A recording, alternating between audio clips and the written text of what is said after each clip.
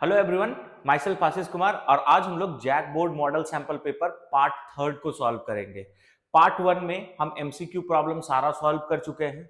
Part two में subjective का कुछ क्वेश्चन को हम सॉल्व किए थे। पार्ट थ्री में जो रिमेनिंग क्वेश्चन है सब्जेक्टिव का उसको आज हम लोग सॉल्व करेंगे। जैसे हम लोग पार्ट वन में डिटेल सॉल्यूशन देखे थे और पार्ट टू में डिटेल सॉल्यूशन देखे थे, उसी तरह से पार्ट थ्री में भी हम लोग जितना भी सब्जेक्टिव प्रॉब्लम है उसको डिटेल में ही सॉल्व करेंगे। तो वीडियो को लास्ट तक देखिएगा, तभी सारा बात आप लोग को अच्छे से समझ में आएगा। तो चलिए हम लोग शुरू करते हैं। सबसे पहला जो क्वेश्चन है वो है आईयूपीएसी नोमेनक्लेचर से रिलेटेड। क्वेश्चन पढ़िए क्या बोल रहा है। Right the IUPAC name of the following coordination compound. यहाँ पे 3 कोऑर्डिनेशन कंपाउंड दिखाई दे रहा है और इनका आपको आईयूपीएसी नेम लिखना है। देखो, आईयूपीएसी नेम जब हम आप लोग को लिखेंगे तो कुछ कुछ जनरल टर्म यूज करेंगे, उसके बारे में हम आप लोग को थोड़ा सा जानकारी देते हैं, उसके बाद हम यहाँ पे नोमेनक्लेचर करेंगे। बाबू, अगर हम कोऑर्डिनेशन कंपाउंड का बात करें ना, तो कोऑर्डिनेशन कंपाउंड में क्या है, देखो एक कोऑर्डिनेशन कंपाउंड का एग्जांपल ले लेते हैं। जैसे ये है तुम्हारा K3Cr C2O4 ये कोऑर्डिनेशन कंपाउंड है। अब यहां पे ये जो तुमको स्क्वायर ब्रैकेट दिख रहा है ना, इसके लिए हम कोऑर्डिनेशन स्फीयर यूज करेंगे। इसको हम लोग क्या कहते हैं, कोऑर्डिनेशन स्फीयर। गुड। तो जब भी हम बोले कि कोऑर्डिनेशन स्फीयर के अंदर वाला पार्ट, मतलब समझ जाओ कि हम स्क्वायर ब्रैकेट के अंदर वाला पार्ट का बात कर रहे हैं। कोऑर्डिनेशन स्फीयर में तुम देखोगे एक मेटल प्रेजेंट होगा। ये मेटल को हम बोलेंगे सेंट्रल मेटल एटम। हम शॉर्ट फॉर्म में लिखे हैं CMA। इसका फुल फॉर्म क्या होगा, सेंट्रल मेटल एटम। तो कोऑर्डिनेशन स्फीयर के अंदर में जो मेटल होगा उसको क्या नाम दिया जाता है, सेंट्रल मेटल एटम। मेटल को छोड़ के बाकी जितना भी पार्ट होगा उसको हम लिगेंड बोलते हैं। इसको हम लोग क्या कहते हैं, लिगेंड। आप लोग को याद होगा लिगेंड का काम क्या होता है। लिगेंड का काम होता है इलेक्ट्रॉन पेयर डोनेट करना। और ये लिगेंड इलेक्ट्रॉन पेयर किसको डोनेट करता है, सेंट्रल मेटल एटम को इलेक्ट्रॉन डोनेट करता है। अब एक बात सुनो, कोऑर्डिनेशन स्फीयर के पहले या कोऑर्डिनेशन स्फीयर के बाद में, मतलब उसके पहले या फिर उसके बाद में बाहर में कोई आयन लिखा हुआ रहेगा या कोई एटम लिखा हुआ रहेगा, इसको हम लोग बोलते हैं काउंटर आयन। इसको हम लोग क्या कहते हैं, काउंटर आयन। ठीक। तो जब भी हम नोमेनक्लेचर लिखेंगे उस समय ये सब टर्म का यूज करेंगे। जब भी कोऑर्डिनेशन स्फीयर बोले तुरंत तुमको क्या समझना है कि हम स्क्वायर ब्रैकेट का बात कर रहे हैं। अगर हम सेंट्रल मेटल एटम बोले तो हम किसका बात कर रहे हैं, कोऑर्डिनेशन स्फीयर के अंदर में जो मेटल प्रेजेंट है उसको। ठीक है। लिगेंड बोले तो कोऑर्डिनेशन स्फीयर के अंदर में सेंट्रल एटम को छोड़ के बाकी जितना भी पार्ट है उसके लिए हम लिगेंड टर्म का यूज कर रहे हैं। एक एक्स्ट्रा बात यहां पे क्या बताए, लिगेंड किसको कहते हैं, तो जो सेंट्रल एटम को इलेक्ट्रॉन डोनेट करता है उसको हम लोग लिगेंड बोलते हैं। बात समझ आ गया। ठीक है। कोऑर्डिनेशन स्फीयर के बाहर जो भी तुम्हारा होगा वो पहले लिखा हुआ रह सकता है या फिर बाद में लिखा हुआ रह सकता है, उसको हम लोग काउंटर आयन नाम देते हैं। अब देखो, कोऑर्डिनेशन कंपाउंड भी एक तरह का सॉल्ट होता है और कोई भी सॉल्ट ले लो उसमें 2 पार्ट होता है, एक केटाइनिक और एक एनाइनिक। ठीक। तो यहां 2 पार्ट होगा, एक कोऑर्डिनेशन स्फीयर वाला और एक काउंटर आयन वाला। तो कोऑर्डिनेशन स्फीयर के पहले अगर कोई आयन है मतलब ये पॉजिटिव वाला पार्ट होगा और कोऑर्डिनेशन स्फीयर नेगेटिव में चला जाएगा। और अगर पहले कोऑर्डिनेशन स्फीयर है और ये काउंटर आयन बाद में है, इसका मतलब तुरंत समझ जाओ कि कोऑर्डिनेशन स्फीयर पॉजिटिव में होगा और काउंटर आयन नेगेटिव में होगा। हम क्या बोले, इसी एग्जांपल से तुम समझ सकते हो। जैसे अगर हम यहां पे बात करें तो यहां पे ये जो आपको दिखाई दे रहा है, ठीक है, यहां पे K3 पहले है मतलब ये काउंटर आयन हो गया और ये हो गया कोऑर्डिनेशन स्फीयर। इसमें ये वाला पार्ट कोऑर्डिनेशन स्फीयर है और ये वाला Cl2 क्या हो जाएगा, काउंटर आयन। फिर से ये वाला पार्ट यहां पे काउंटर आयन होगा और ये वाला पार्ट यहां पे क्या कहलाएगा, तो ये वाला पार्ट यहां पे कहलाएगा कोऑर्डिनेशन स्फीयर। ठीक है। तो जो भी पार्ट पहले होगा वो केटाइनिक होगा और जो पार्ट बाद में होगा वो एनाइनिक होगा। मतलब यहां पे K3 केटाइनिक है, कोऑर्डिनेशन स्फीयर एनाइनिक है। यहां पे कोऑर्डिनेशन स्फीयर केटाइनिक है और Cl2 एनाइनिक है। यहां पे K3 फिर से केटाइनिक हो गया और कोऑर्डिनेशन स्फीयर क्या हो जाएगा, एनाइनिक। तो ये सब कुछ कुछ बात को ध्यान रखना क्योंकि नोमेनक्लेचर में ये सब टर्म का हम यूज करेंगे। अब नोमेनक्लेचर में आप लोग को यह बात बताया गया होगा कि जब भी आप लोग कोऑर्डिनेशन कंपाउंड का नोमेनक्लेचर करते हो तो उस समय पहले केटाइनिक पार्ट का नाम लिखा जाता है, फिर एनाइनिक पार्ट का नाम लिखा जाता है। तो सबसे पहले किसका नाम लिखते हैं? केटाइनिक का, फिर एनाइनिक का। तो जब केटाइनिक पार्ट का नाम लिख के हम लोग एनाइनिक पार्ट में जाते हैं तो एक गैप छोड़ा जाता है, मतलब केटाइनिक और एनाइनिक के नाम में गैप होता है, नाम के बीच में एक गैप होगा। नेक्स्ट अगर हम बात करें तो जब भी केटाइनिक या एनाइनिक पार्ट का नाम लिखते हैं तो कोई गैप नहीं छोड़ा जाएगा। कहने का मतलब क्या है, जब तुम कोऑर्डिनेशन स्फीयर का नाम लिखोगे, जैसे ये केटाइनिक पार्ट हो गया, यहां पे देखो कोबाल्ट भी है, NH3 भी है, Cl भी है, तो इनका नाम लिखने में कोई गैप नहीं होगा। इसका पूरा नाम को लिखोगे तब यहां पे गैप छोड़ेंगे, तब हम लोग Cl का नाम को लिखते हैं। तो ये सब कुछ कुछ बात याद रखना। एक और इंपॉर्टेंट यहां पे क्या है कि जो सेंट्रल मेटल एटम होता है उसका नाम के बगल में ऑक्सीडेशन नंबर लिखा जाता है और ऑक्सीडेशन नंबर को रोमन नंबर में लिखते हैं। यह पॉइंट भी ध्यान रखने वाला है। इसके बाद एक और पॉइंट यहां पे क्या ध्यान रखना है कि अगर कोऑर्डिनेशन स्फीयर केटाइनिक पार्ट में हुआ तो सेंट्रल मेटल एटम का नाम एज इट इज लिखा जाएगा, मतलब कोबाल्ट है तो कोबाल्ट लिखोगे, निकल है तो निकल लिखोगे, आयरन है तो आयरन लिखोगे। मगर अगर कोऑर्डिनेशन स्फीयर के ऊपर में नेगेटिव चार्ज हुआ या फिर वो एनाइनिक पार्ट में हुआ तो सेंट्रल मेटल एटम के लास्ट में ATE लगता है, यानी कोबाल्ट अब बन जाएगा कोबाल्टेट। बात समझ आया? ठीक है, क्रोमियम बन जाएगा क्रोमेट, आयरन बन जाएगा फेरेट। तो इस तरह से ATE जुड़ेगा। और ATE कब जुड़ेगा? जब कोऑर्डिनेशन स्फीयर के ऊपर में या तो नेगेटिव चार्ज होगा या फिर वो किस पार्ट में होगा? एनाइनिक पार्ट में होगा। एनाइनिक का मतलब ही होता है नेगेटिव और केटाइनिक का मतलब होता है पॉजिटिव। तो ये बात ध्यान रखना, तो ही नोमेनक्लेचर आराम से समझ में आएगा। अब हम लोग ये जो 3 कंपाउंड दिया हुआ है इसका नोमेनक्लेचर कर सकते हैं। तो सबसे पहला तुम्हारा दिया हुआ है, ये पहला क्वेश्चन है अपना K3 Cr C2O4 होल 3। अब सुनो, अब यहां पे क्या करो, हमको बताओ कि कौन केटाइनिक होगा कौन एनाइनिक होगा। तो ये पहले है और ये बाद में है। तुमको 2 पार्ट में बांट देना है, कोऑर्डिनेशन स्फीयर वाला एक पार्ट, उसके बाहर वाला एक पार्ट। तो बाहर वाला पहले है, मतलब ये केटाइनिक हो गया पॉजिटिव, और ये एनाइनिक हो गया यानी नेगेटिव। तो पहले किसका नाम को लिखा जाता है? केटाइनिक का। फिर किसका नाम को लिखेंगे? एनाइनिक का। तो पहले केटाइनिक का नाम लिखते हैं। अब ये बात याद रखना, केटाइनिक पार्ट पहले है और ये कोऑर्डिनेशन स्फीयर के अंदर नहीं है, तो इसको हम लोग क्या कहेंगे? Counter ion. तो काउंटर आयन का नंबर कभी भी नहीं बताते हैं। जैसे यहाँ पे पोटासियम 3 है ना, तो यहाँ ट्राई पोटासियम लिखने का जरूरत नहीं है, सिर्फ पोटासियम लिख के काम चल जाता है। ठीक है, तो इसका नाम क्या होगा? के के लिए हम लोग क्या लिखेंगे? पोटासियम। ठीक, अब हम लोग एक गैप छोड़ेंगे और ये कोऑर्डिनेशन स्फीयर के अंदर वाला पार्ट का नेमिंग करेंगे। तो जब कोऑर्डिनेशन स्फीयर के अंदर वाला पार्ट का नेमिंग हम लोग करते हैं ना, तो पहले हम लोग नाम लिखते हैं लिगेंड का, फिर नाम लिखते हैं सेंट्रल मेटल एटम का। तो चलो अब हम लोग लिगेंड का नाम को लिखते हैं। लिगेंड यहाँ पे है C2O4। अब देखो लिगेंड जो होता है ना, वो चार्ज के बेसिस पे 3 तरह का होता है, एक पॉजिटिव, एक नेगेटिव और एक न्यूट्रल। जो तुम्हारा नेगेटिवली चार्ज लिगेंड है उसके लास्ट में O सफिक्स यूज करते हैं। जैसे ये C2O4 है, इसका नाम है ऑक्सलेट, और चूंकि ये नेगेटिवली चार्ज लिगेंड है इसीलिए जब नाम लिखेंगे तो लास्ट में O लगा देंगे, तो ऑक्सलेट बन जाएगा ऑक्सलेटो।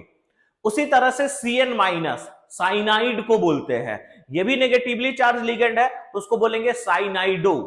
ठीक है, उसी तरह से लिगेंड अगर पॉजिटिवली चार्ज हुआ तो उसके लास्ट में ईएम सफिक्स लगता है। उसके लास्ट में क्या लगेगा? ईएम सफिक्स लगता है। और अगर लिगेंड न्यूट्रल हुआ तो वहां पे कोई स्पेशल एंडिंग हम लोग यूज नहीं करते हैं। तो क्या क्या 3 पॉइंट बताए? पहला पॉइंट ये बता रहे हैं, नेगेटिवली चार्ज लिगेंड के लास्ट में O लगेगा, पॉजिटिवली चार्ज लिगेंड के लास्ट में ईएम लगता है, और न्यूट्रल लिगेंड में कोई स्पेशल एंडिंग नहीं होता है। ठीक है, और क्या पॉइंट ध्यान में रखने बोले हैं कि पहले केटाइनिक नाम लिखते हैं फिर एनाइनिक। कोऑर्डिनेशन कंपाउंड को 2 पार्ट में बांटोगे, एक कोऑर्डिनेशन स्फीयर वाला एक पार्ट में होगा और उसके बाहर वाला एक पार्ट में होगा। जो भी पहले होगा वही केटाइनिक होगा और जो बाद में होगा वो क्या होगा? एनाइनिक। इतना बात तुमको ध्यान में रखना है। ठीक है, और जो काउंटर आयन होता है उसका नंबर हम लोग कभी भी नहीं लिखते हैं, इसीलिए यहाँ पे पोटासियम भले 3 था मगर ट्राई पोटासियम नहीं लिखे, सिर्फ क्या लिखे हैं? पोटासियम। ठीक है, कैटायनिक पार्ट का नाम लिखने के बाद एक गैप छोड़ेंगे तभी एनायनिक पार्ट का नाम लिखेंगे, और कैटायनिक और एनायनिक पार्ट का जब नाम लिखेंगे तो उसके नाम में कोई गैप नहीं छोड़ते हैं। ये सब पॉइंट जरूर ध्यान रखोगे और नहीं तो गलती कर दोगे। ठीक है, अब हम लोग फाइनली बात करते हैं कोऑर्डिनेशन स्फीयर के अंदर वाला। तो कोऑर्डिनेशन स्फीयर में दो चीज है, एक काउंटर आयन और दूसरा लिगेंड। तो भैया हम लोग नाम किसका पहले लिखेंगे, काउंटर आयन का, सॉरी सेंट्रल मेटल एटम है और एक लिगेंड है। तो कोऑर्डिनेशन स्फीयर के अंदर में दो पार्ट होगा, एक होगा लिगेंड और एक होगा तुम्हारा सेंट्रल एटम। तो भाई हम लोग पहले किसका नाम को लिखे, लिगेंड का नाम को लिखे या हम लोग सेंट्रल मेटल एटम का नाम लिखे। तो ये बात याद रखना, पहले हम लोग लिगेंड का नाम लिखते हैं तब सेंट्रल मेटल एटम का नाम को लिखा जाता है। तो अब हम लोग पहले लिगेंड का नाम लिखते हैं, और ये लिगेंड नेगेटिवली चार्ज है, मतलब लास्ट में ओ सफिक्स यूज होगा। तो C2O4 का नाम है ऑक्सलेट, तो हो जाएगा ऑक्सलेटो। अब ये कितना ऑक्सलेट है, यहाँ पे C2O4 3 है, तो इसका नंबर भी बताना होगा। तो 3 के लिए हम लोग क्या यूज करेंगे, ट्राई। ठीक है, ये ऑक्सलेट है तो यहां पे लिखेंगे ऑक्सलेटो, ऑक्सलेटो। ठीक, फिर यहां पे क्रोमियम है, और ये जो तुम्हारा कोऑर्डिनेशन स्फीयर है वो नेगेटिव पार्ट में हुआ, यानी एनायनिक पार्ट में हुआ। तो जो सेंट्रल मेटल एटम होता है उसके लास्ट में कौन सा सफिक्स हम लोग यूज करते हैं, 8। तो यहां पे क्रोमियम नहीं लिखना होगा, यहां पे क्या लिखना होगा, क्रोमेट। ठीक है, तो लास्ट में लिखेंगे क्रोमेट। ठीक, फिर हम ये भी आप लोग को बताए कि जब भी तुम सेंट्रल मेटल एटम का नाम को लिखते हो उसके बगल में इसका ऑक्सीडेशन नंबर को भी लिखना होगा, और ऑक्सीडेशन नंबर हम लोग किसमें लिखते हैं, रोमन नंबर में। अब ऑक्सीडेशन नंबर हम लोग निकालेंगे कैसे, तो ऑक्सीडेशन नंबर निकालने का तरीका यह है कि जिसका नहीं पता है उसको हम लोग मान लेते हैं x। तो क्रोमियम का नहीं पता है तो हम लोग मान लेते हैं x।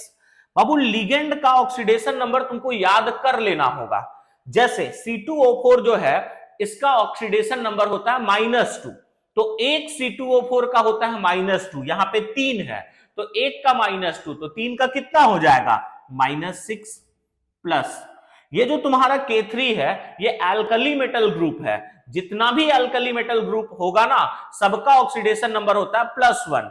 तो एक पोटासियम का +1 तो 3 पोटासियम का कितना होगा, +3 इज इक्वल टू। अब इस मॉलिक्यूल में तुमको कोई भी चार्ज दिखाई दे रहा है क्या, नहीं, तो इक्वल टू क्या दोगे, 0। अगर तुमको चार्ज दिखाई देता ना तो इक्वल टू वही चार्ज लिख देते। जैसे इसके ऊपर में +2 होता तो इक्वल टू +2 देते, अगर इक्वल टू -5 होता तो यहां पे -5 देते। मतलब मॉलिक्यूल में जितना ऑक्सीडेशन जितना भी एटम है सबका ऑक्सीडेशन नंबर को ऐड करके जो भी वैल्यू आएगा वो नेट चार्ज के इक्वल जाएगा। तो अब यहां पे देखते हैं x, यहां पे आ जाएगा -6 +3 इज इक्वल टू 0, यानी x का वैल्यू अगर हम बात करें तो x का वैल्यू कितना आ रहा है, 3। यानी क्रोमियम का यहां पे ऑक्सीडेशन स्टेट 3 है तो 3 को तुमको रोमन नंबर में लिखना है। ये अब इसका कंप्लीट नेम हो गया। तो इस कंपाउंड का नाम क्या है, पोटासियम ट्राई ऑक्सलेटो क्रोमेट, और यहां पे हम लोग क्या लिख लेंगे, 3। ठीक है, तो पहला हम लोग नाम लिख लिए। अब हम लोग दूसरा कोऑर्डिनेशन कंपाउंड का नाम लिखते हैं। दूसरा मेरा क्या है, हम नेक्स्ट स्लाइड में लिख लेते हैं इसको। नेक्स्ट हम लोग को इसका नाम लिखना है CONH3 होल कितना था, CONH3 होल 5 Cl, और यहां पे है Cl2। फिर से जो जो बात हम बताए हैं उसी तरह से आप लोग करने का कोशिश करो। इसको दो पार्ट में बांट देते हैं, कोऑर्डिनेशन स्फीयर वाला एक पार्ट और उसके बाहर वाला एक पार्ट। तो अभी पहले कोऑर्डिनेशन स्फीयर है, यानी ये हो जाएगा कैटायनिक और ये हो जाएगा एनायनिक। तो पहले कैटायनिक का नाम लिखते हैं, और कैटायनिक में अब कोऑर्डिनेशन स्फीयर है। अब कैटायनिक में कोऑर्डिनेशन स्फीयर है तो कोऑर्डिनेशन स्फीयर में पहले हम लोग किसका नाम को लिखेंगे, पहले नाम लिखेंगे लिगेंड का, तब सेंट्रल मेटल एटम का नाम लिखते हैं। अब लिगेंड यहां दो है, एक NH3 और एक Cl। अब वो NH3 न्यूट्रल लिगेंड है, मतलब कोई स्पेशल एंडिंग नहीं होगा। Cl एक नेगेटिवली चार्ज लिगेंड है, मतलब इसके लास्ट में O सफिक्स यूज होगा। अब दो लिगेंड है तो किसका नाम को पहले लिखे, फिर से यहाँ पे अल्फाबेटिकल ऑर्डर काम में आएगा। NH3 का नाम होता है एमीन और Cl का नाम होता है क्लोराइड। तो बताओ एमीन का A पहले आएगा या क्लोराइड का C पहले आएगा, तो ऑब्वियसली A पहले आएगा। अब 5 एमीन है इसीलिए हम लोग लिखेंगे पेंटा एमीन। क्या लिखोगे, पेंटा एमीन। ये हो गया। अब हम लोग Cl को लिखेंगे तो इसका नाम होता है क्लोराइड, मगर चूंकि नेगेटिवली चार्ज लिगेंड है इसीलिए क्लोराइडो लिखेंगे, तो यहां पे क्लोराइडो, क्लोराइडो। ठीक, अब हम लोग सेंट्रल एटम का नाम लिखते हैं। सेंट्रल एटम में कोबाल्ट है। अब यहां पे वो गलती मत करना जो पिछले वाला क्वेश्चन में हम लोग लिखे थे, वहां पे देखो क्रोमेट लिखे थे, मगर यहां पे कोबाल्टेट नहीं लिखेंगे, यहां पे सिर्फ कोबाल्ट लिखा जाएगा। क्यों लिखा जाएगा इसका बात हम वीडियो में ही आप लोग को थोड़ा देर पहले बताए, और क्या बताए, इसलिए कोबाल्ट लिखेंगे क्योंकि अब कोऑर्डिनेशन स्फीयर तुम्हारा पॉजिटिव पार्ट में है, और अगर कोऑर्डिनेशन स्फीयर पॉजिटिव पार्ट में होता है तो उस केस में सेंट्रल एटम के लास्ट में कोई स्पेशल एंडिंग नहीं होता है। तो अब हम लोग नॉर्मली इसमें क्या लिखेंगे, कोबाल्ट। क्या हो गया? अब हम लोग इसका ऑक्सीडेशन नंबर निकालेंगे, तो अभी ब्रैकेट देके छोड़ देते हैं, लास्ट में ऑक्सीडेशन नंबर निकाल लेंगे। ये हो गया तुम्हारा कैटायनिक पार्ट का नाम, कोई गैप नहीं छोड़े हैं। अब गैप छोड़ के हम लोग काउंटर आयन का नाम लिखेंगे। काउंटर आयन में Cl है, तो अब यहां पे ऐसे मत करना लिगेंड के जैसा क्लोराइडो लिख दो। Cl जब लिगेंड के जैसा एक्ट करेगा तो क्लोराइडो लिखोगे, और जब काउंटर आयन के जैसा एक्ट करेगा तो नॉर्मल क्लोराइड लिखेंगे। फिर से ये काउंटर आयन है तो इसका नंबर हम लोग नहीं दिखाते हैं, तो बताओ डाई क्लोराइड लिखोगे कि सिर्फ क्लोराइड लिखेंगे? तो यहां पे सिर्फ क्या लिखा जाएगा, क्लोराइड लिखा जाएगा। तो यहां पे हम लोग लिख देंगे क्लोराइड। ये आपका नाम हो गया। अब लास्ट में हम लोग ऑक्सीडेशन नंबर कैलकुलेट करते हैं। चलो अब हमको बताओ कैसे कैसे बताए थे। कोबाल्ट का नहीं पता है तो हम लोग X मान लेते हैं। NH3 का ऑक्सीडेशन नंबर आपको याद होना चाहिए, इसका 0 होता है, तो 1 का 0 तो 50 भी ले लो तो भी कितना होगा, 0 ही होगा। प्लस Cl के ऊपर में -1 चार्ज होता है, यानी इसका ऑक्सीडेशन नंबर होगा -1, तो यहां पे -1 लिख देते हैं। प्लस ये जो Cl2 है इसके ऊपर में भी -1 होगा, तो एक Cl के ऊपर में -1, दो के ऊपर में -2 इज इक्वल टू, क्या मॉलिक्यूल के ऊपर में कोई भी चार्ज आपको दिखाई दे रहा है? नहीं, यानी हम लोग क्या लिख लेंगे, 0। तो यहां से क्या आ गया देखो, तो x -2 -1 इज इक्वल टू 0, यानी x का वैल्यू फिर से कितना आ रखा है, 3। तो फिर यहां पे हम लोग क्या लिख लेंगे, 3।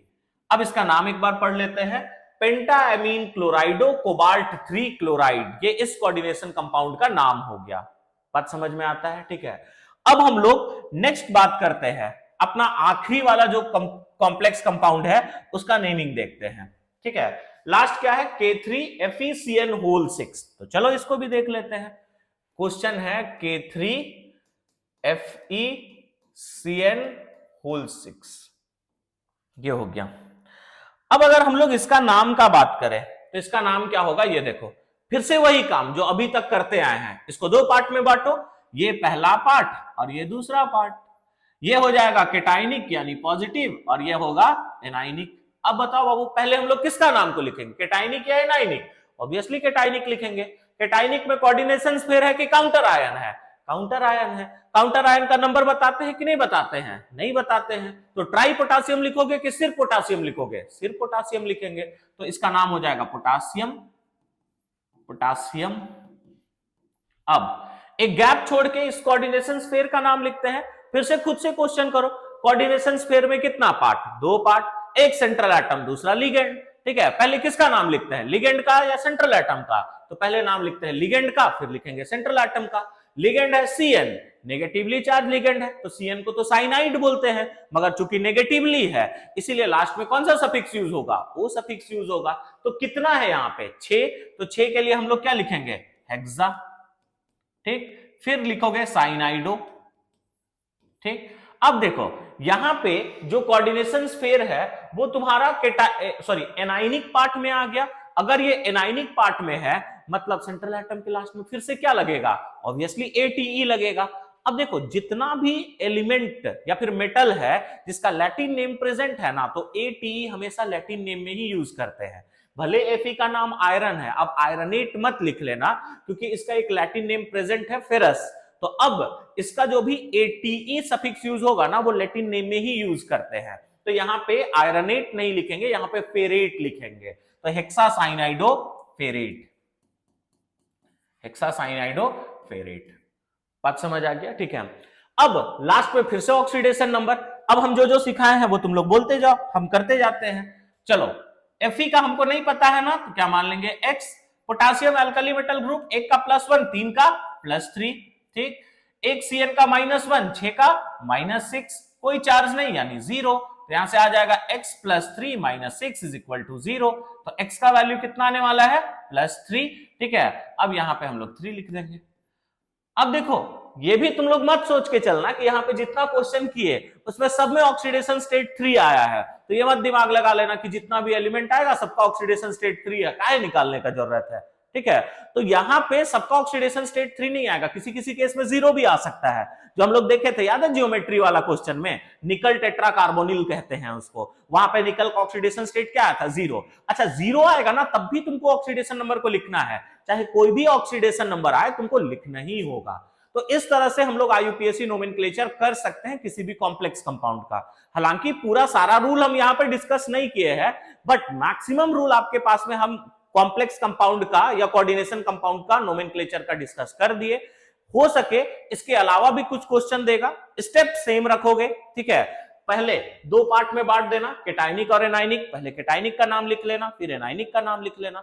तुम्हारा होमवर्क ये रहेगा कि तुम लोग एक बार जितना भी लिगेंड है उसको एक बार देख लेना, कौन नेगेटिवली है कौन पॉजिटिवली है, और उनका नाम याद रख लेना। और लिगेंड के ऊपर में जो चार्ज होता है ना वही उसका ऑक्सीडेशन नंबर होता है। जैसे Cn के ऊपर में -1 चार्ज होता है, इसीलिए हम लोग इसका ऑक्सीडेशन नंबर -1 बोले थे। C2O4 के ऊपर में -2 होता है, इसीलिए उसका ऑक्सीडेशन नंबर -2 बोले थे। तो इस तरह से कुछ कुछ पॉइंट याद रखना। NH3 के ऊपर में कोई भी चार्ज नहीं होता, इसीलिए उसका ऑक्सीडेशन नंबर हम लोग 0 बोले थे। 0 वाला में एक और है, CO हो गया, H2O हो गया, ये भी तुम्हारा 0। और 0 वाला लिगेंड को ही हम लोग न्यूट्रल लिगेंड बोलते हैं। और क्वेश्चन पूछ सकता है लिगेंड किसको कहते हैं, ये भी पूछा जा सकता है। तो इसके बारे में हम शुरू में ही बता दिया आप लोग को कि वैसा कोऑर्डिनेशन स्फीयर के अंदर में वो पार्ट जो सेंट्रल एटम को लोन पेयर डोनेट करता है उसी को हम लोग लिगेंड कहते हैं। अब हम लोग इसके बाद नेक्स्ट क्वेश्चन को देखते हैं। अपना नेक्स्ट क्वेश्चन ऑर्गेनिक से आ गया। चलो, कंप्लीट दीज रिएक्शन। ठीक है, देखो ऑर्गेनिक केमिस्ट्री में ना 2 तरह का क्वेश्चन पूछता है, 2 तरह या फिर बोल सकते हैं 3-4 टाइप का मेन क्वेश्चन आता है। पहला जो सबसे ज्यादा डर आप लोग को लगता है वो यही रिएक्शन वाला क्वेश्चन से लगता है। दूसरा एक क्वेश्चन होता है कन्वर्जन का। तीसरा एक गिव रीजन वाला, आपका मॉडल सैंपल पेपर में गिव रीजन वाला भी क्वेश्चन है। और चौथा नेम रिएक्शन से। तो यही 4 टाइप का क्वेश्चन बनता है। पहला प्रोडक्ट लिखने वाला, दूसरा कन्वर्जन वाला। कन्वर्जन वाला क्वेश्चन कौन था याद है, जो आप लोग को इससे प्रीवियस वीडियो में हम बताए थे कि what happens when aniline is treated with bromine water. तो ये कन्वर्जन वाला क्वेश्चन था कि ब्रोमीन वाटर के साथ में ट्रीट किए तो क्या बनेगा। ठीक है, तो ये सब तुम्हारा कन्वर्जन वाला क्वेश्चन है। इसके अलावा गिव रीजन वाला भी क्वेश्चन आ सकता है। ठीक है, तुमको बोल देगा कि ये बनेगा मगर ये नहीं बनता है, क्यों, इस टाइप का रह सकता है। और एक नेम रिएक्शन वाला। तो ऑर्गेनिक में जितना भी नेम रिएक्शन है वो काफी इंपॉर्टेंट होता है, उसको याद कर लीजिएगा। ठीक है, अब हम लोग ये क्वेश्चन को सॉल्व करते हैं। देखो अगर हम बात करें तो यहाँ पे क्या दिया हुआ है, देखो तो CH3 CH2 और यहाँ पे OH, इसको हम लोग SOCl2 के साथ रिएक्शन कराए तो क्या होता है। अब इस केस में क्या होगा ना, OH ग्रुप यहां से हट जाएगा। गुड, OH यहां से क्या होगा, हटेगा, और उसके जगह में क्या जुड़ जाएगा, Cl जुड़ जाता है। प्लस अगर हम बात करें ना तो प्लस यहां से बाई प्रोडक्ट क्या क्या बाहर होगा, एक बाई प्रोडक्ट बाहर होता है HCl और दूसरा बाई प्रोडक्ट होता है SO2। तो ये तुम्हारा प्रोडक्ट मिलेगा। इसके अलावा तुमको क्या क्या बात यहां पे याद रखना है, ये सुनो।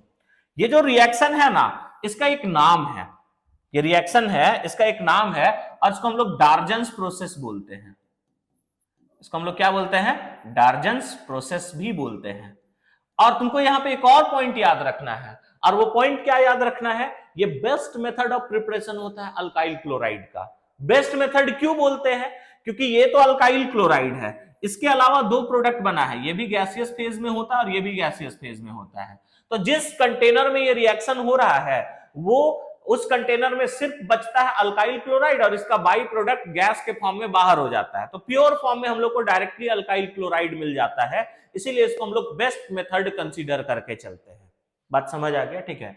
नेक्स्ट क्वेश्चन अगर हम लोग बात करें तो नेक्स्ट है तुम्हारा ये वाला, इसको भी हम लोग देख लेते हैं। तो ये दिया हुआ है CH3 CH2 CH और यहां पे हो जाएगा OH और इधर आ जाएगा CH3।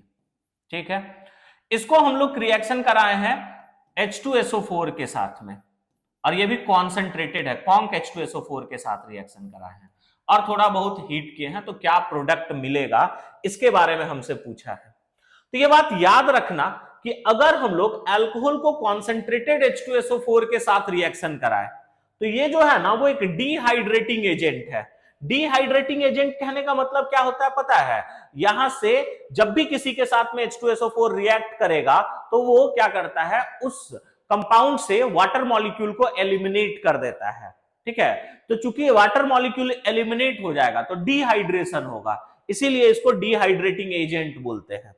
अब देखो यहां पे वाटर मॉलिक्यूल का एलिमिनेशन कैसे होता है, हम नेक्स्ट स्लाइड में ही इसको बना के दिखाते हैं अच्छे से। ठीक, वापस से हम इसका रिएक्शन लिख लेते हैं, CH3 CH2 CHOH CH3, इसको हम लोग रिएक्शन कराए हैं कॉन्क H2SO4 के साथ में। चलो अब देखो यहां पे तुमको क्या याद रखना है बाबू, जिस कार्बन से OH ग्रुप अटैच है ना उसका बगल वाला कार्बन का हाइड्रोजन का बात करते हैं। अब बगल में दो कार्बन है, एक ये है और एक ये है। ठीक, तो एक हाइड्रोजन इसका ऐसे हम ऊपर दिखा देते हैं, ठीक, और एक हाइड्रोजन इसका हम ऐसे ऊपर दिखा देते हैं। ठीक, अब देखो यहां पे प्रोडक्ट का दो पॉसिबिलिटी है। पहला पॉसिबिलिटी क्या होगा, ये OH और ये H दोनों यहां से बाहर हो जाएगा और इन दोनों के बीच डबल बॉन्ड बन जाएगा। मतलब पहला पॉसिबिलिटी ये हो गया, CH3 CH2 CH double bond CH। ठीक, 2, ये पहला पॉसिबिलिटी हो गया। दूसरा पॉसिबिलिटी इसका क्या होगा, इधर वाला हाइड्रोजन और OH अगर बाहर हो जाएगा तो इन दोनों के बीच में डबल बॉन्ड बन जाएगा। तो नेक्स्ट प्रोडक्ट क्या बन सकता है, CH3 CH double bond CH और इधर आ जाएगा CH3। ये दो प्रोडक्ट बनेगा। प्लस बाई प्रोडक्ट क्या निकलेगा, अब भैया डिहाइड्रेटिंग एजेंट है तो ऑब्वियसली यहां से क्या निकाल देगा, ये वाटर H2O निकाल देगा।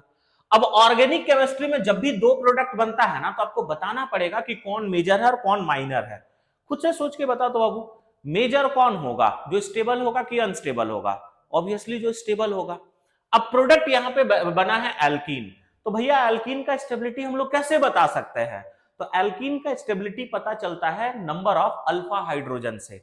अब फिर से एक नया कहानी दिख रहे हैं, बोल रहे हैं हम कि नया अल्फा हाइड्रोजन किसको कहते हैं। तो देखो अल्फा हाइड्रोजन पता करने का सिंपल सा तरीका है, तुमको अल्फा कार्बन ढूंढना होगा। अब भैया अल्फा कार्बन भी हमको नहीं पता है, हम एल्कीन के लिए बात कर रहे हैं। अब एल्कीन में अल्फा कार्बन किसको कहा जाता है, अल्फा कार्बन उसको बोलेंगे जो डबल बॉन्डेड कार्बन के साथ में अटैच्ड है।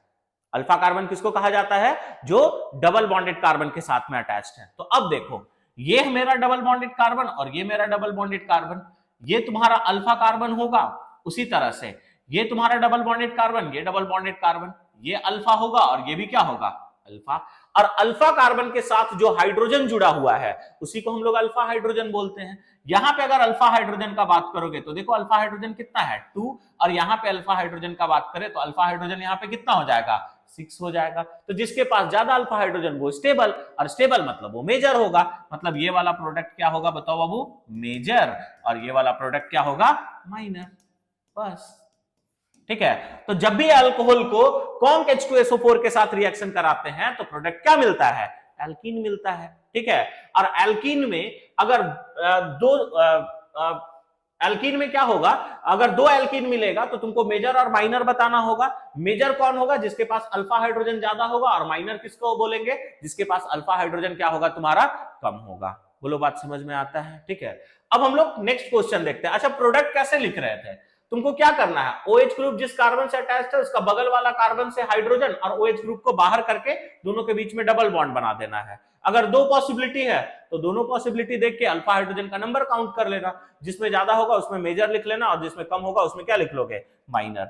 एक और यहाँ पे सवाल क्या दिया हुआ है, ये देखो CH3O C2H5, इसको हम लोग HI के साथ रिएक्शन कराए हैं, मतलब ईथर है, ये दिया हुआ है CH3O C2H5, और इसको हम लोग रिएक्शन कराए हैं किसके साथ, तो HI के साथ कराए हैं।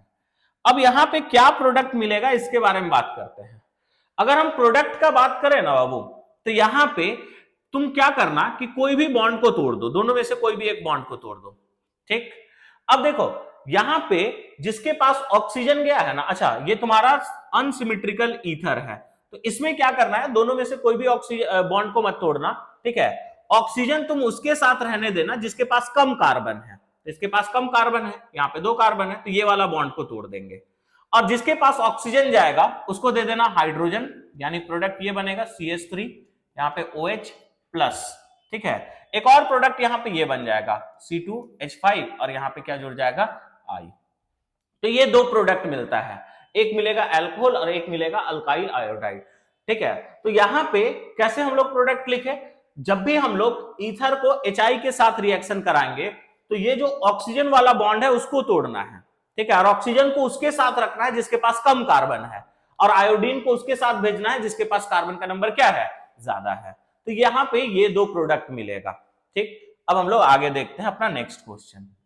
अपना नेक्स्ट क्वेश्चन क्या है, देखो ये पहले से ही लिख दिया, थ्योरी बेस्ड क्वेश्चन था इसीलिए। Right on peptide linkage, glycosidic linkage और name the base present in DNA and RNA, ठीक है। बेसिस प्रेजेंट इन RNA बोला है, DNA RNA का दोनों का लिख दिए थे, कोई बात नहीं। अगर हम पेप्टाइड लिंकेज का बात करें तो पेप्टाइड लिंकेज किसको कहते हैं, ये बेसिकली एक केमिकल बॉन्ड है formed between 2 molecule when carboxyl group of one molecule reacts with amino group of other molecule। तो जब कार्बोक्सिल ग्रुप एमिनो ग्रुप के साथ में रिएक्ट करता है तो उस केस में एक बॉन्ड बनता है, उसी को हम लोग ग्लाइकोसिडिक लिंकेज बोलते हैं। नेक्स्ट सॉरी पेप्टाइड लिंकेज बोलते हैं। नेक्स्ट है तुम्हारा ग्लाइकोसिडिक लिंकेज। ग्लाइकोसिडिक लिंकेज किसको कहते हैं, जब 2 मोनोसेकेराइड आपस में ऑक्सीजन के हेल्प से जुड़ता है तो उसी को हम लोग बोलते हैं glycosidic linkage. The linkage between 2 monosaccharide unit through an oxygen atom is known as glycosidic linkage. अब the bases present in DNA and RNA, DNA RNA में कौन कौन सा बेस प्रेजेंट है ये पूछा है। तो DNA RNA में 4 बेस प्रेजेंट होता है, एडेनिन, गुआनिन, थाइमिन, यूरासिल और साइटोसिन। अब इसमें भी हमसे क्वेश्चन पूछा था RNA के बारे में, तो अब आराम से बात को सुनो, यहां से क्वेश्चन पूछा जा सकता है, ठीक है। DNA RNA दोनों में 4 बेस होता है, कौन कौन, एडेनिन, गुआनिन, थाइमिन, यूरासिल और साइटोसिन। हमसे अगर पूछा है किसके बारे में, RNA के बारे में, तो ये बात याद रखना, ये जो तुमको थाइमीन दिखाई दे रहा है ना, ये ओनली DNA में प्रेजेंट होता है। ओनली कहां पे प्रेजेंट होता है, DNA। मतलब RNA में कौन कौन सा बेस प्रेजेंट होगा, एडेनिन, गुआनिन, यूरासिल और साइटोसिन, ठीक है। तो ये क्वेश्चन पूछा जा सकता है, which base is present in DNA but not in RNA, तो आंसर क्या होगा, थाइमीन। अब एक और बेस यहां पे है यूरासिल, यूरासिल ओनली RNA में प्रेजेंट होता है। ये भी तुमसे पूछ सकता है कि which base is present in RNA but not in DNA, तब आंसर क्या होगा, यूरासिल।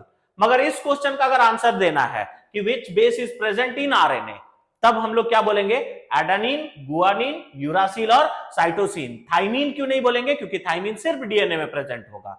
अगर हमसे सवाल करता which base is present in DNA and RNA, तब हम लोग ये चारों लिखते। Which base is present only in DNA, तब हम लोग क्या लिखेंगे, एडेनिन, गुआनिन, थाइमीन और cytosine.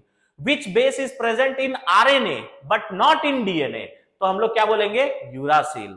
Which base is present in DNA but not in RNA, तब हम लोग क्या बोलेंगे, थाइमीन। तो ये सब कुछ कुछ पॉइंट तुम लोग को ध्यान रखना होगा।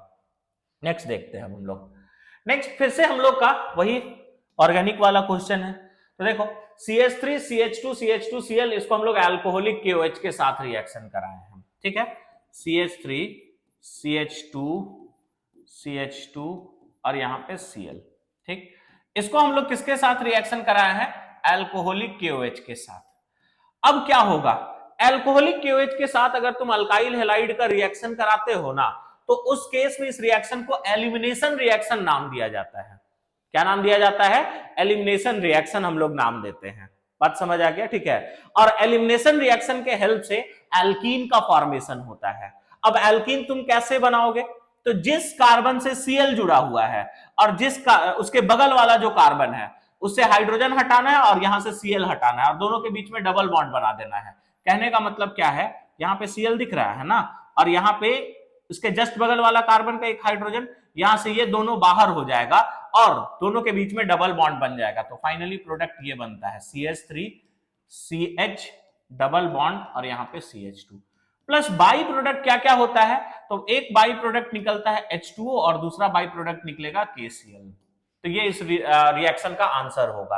अच्छा, एक कंफ्यूजन क्या करता है पता है, देखना थोड़ा सा डिफरेंस है मगर प्रोडक्ट का नेचर चेंज हो जाएगा, CH2 और यहाँ पे Cl।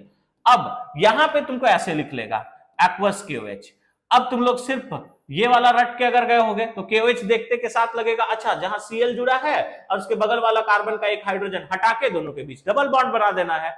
मगर एक बात देखो, यहाँ पे एल्कोहलिक है और यहाँ पे क्या है, एक्वस। तो बाबू जब एल्कोहलिक KOH होता है तब ये काम करना, अब जब एक्वस KOH होगा ना तो Cl हटा के इसके जगह में OH डाल देना और प्रोडक्ट ये बना देना, CH3 CH2 यहां पे आ जाएगा OH प्लस बाई प्रोडक्ट अगर हम बात करें ना तो बाई प्रोडक्ट यहां पे होगा KCl।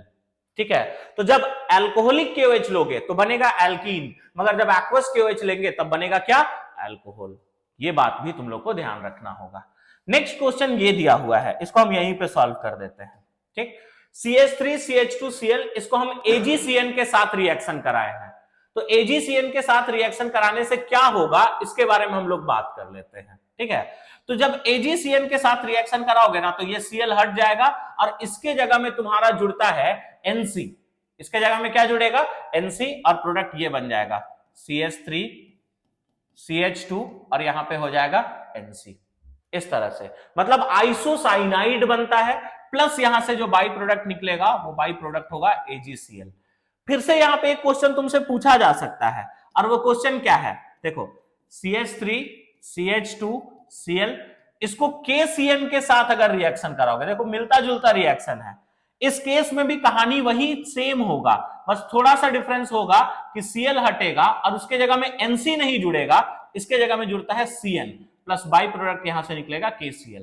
ये बात याद रखना, अल्काइल हैलाइड को जब AgCN के साथ रिएक्शन कराते हैं तो आइसोसाइनाइड बनता है और KCN के साथ रिएक्शन कराएंगे तो क्या बनेगा, साइनाइड। अब देखो नेक्स्ट क्वेश्चन का अगर हम बात करें तो ये अल्काइल क्लोराइड NaI और इसको बोलते हैं एसीटोन। ठीक, अब यहां से क्या होगा, अगर इस केस में बात करोगे ना तो इस केस में यहां से Cl जो है वो हट जाएगा, यहां से Cl जो है वो हट जाएगा और इसके जगह में आयोडीन आ जाएगा, तो प्रोडक्ट ये बनेगा CH3 और यहां पे जुड़ जाएगा I प्लस बाई प्रोडक्ट यहां से निकलेगा NaCl। अच्छा, इस रिएक्शन का एक और खास बात क्या है, इस रिएक्शन का नाम तुमको याद रखना है। इस रिएक्शन को हम लोग क्या बोलते हैं, इस रिएक्शन को फिंकलस्टीन रिएक्शन के नाम से बुलाते हैं। इस रिएक्शन को हैलोजन एक्सचेंज रिएक्शन भी बोलते हैं। ठीक है, तो जब भी हम लोग अल्काइल क्लोराइड या अल्काइल ब्रोमाइड को NaI और एसीटोन के साथ रिएक्शन कराए तो वहां से अल्काइल आयोडाइड बनता है और रिएक्शन का नाम होता है फिंकलस्टीन। बात समझ आ गया। ठीक है, अब हम लोग आगे बढ़ते हैं, नेक्स्ट क्वेश्चन देखेंगे। नेक्स्ट क्वेश्चन है right carbylamine reaction and its uses. अब कार्बोलामाइन रिएक्शन लिखना है और उसका यूजेस बताना है, तो पहले हम कार्बोलामाइन रिएक्शन लिखते हैं। ठीक है, कार्बोलामाइन रिएक्शन जो होगा वो हम लोग 1 डिग्री अमाइन को रिएक्शन कराते हैं, CH3 CH2 NH2। कार्बोलामाइन रिएक्शन में हम लोग 1 डिग्री अमाइन लेंगे और इसको रिएक्शन कराते हैं क्लोरोफॉर्म यानी CHCl3 के साथ और प्रेजेंस रखते हैं एक बेस का KOH। ठीक है, तो कार्बोलामाइन को में हम लोग क्या चीज ले रहे हैं, कार्बोलामाइन रिएक्शन में एक 1 डिग्री अमाइन लेंगे, इसको किसके साथ रिएक्शन कराए हैं, क्लोरोफॉर्म, प्रेजेंस किसका रखे हैं, KOH। तो प्रोडक्ट क्या बनेगा, प्रोडक्ट ये बनेगा CH3 CH2 N triple bond C, मतलब प्रोडक्ट बनता है आइसोसाइनाइड। प्रोडक्ट क्या बनेगा, आइसोसाइनाइड प्लस कुछ बाई प्रोडक्ट भी बाहर होता है जैसे KCl और H2O। बात समझ आ गया। ठीक है, तो ये रिएक्शन है तुम्हारा कार्बोलामाइन रिएक्शन। तो क्या क्या याद रखना है, कार्बोलामाइन रिएक्शन में 1 डिग्री अमाइन को क्लोरोफॉर्म और KOH के साथ रिएक्शन कराते हैं तो प्रोडक्ट बनता है आइसोसाइनाइड, साथ ही साथ KCl और क्या बाहर होगा, H2O। ठीक है, अब इसका यूजेस बोला है ना, इस रिएक्शन को आइसोसाइनाइड टेस्ट भी बोलते हैं। This reaction is also known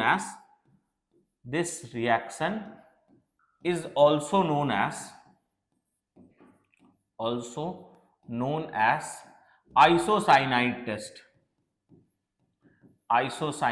test. इस रिएक्शन को हम लोग आइसोसाइनाइड टेस्ट के नाम से भी बोलते हैं।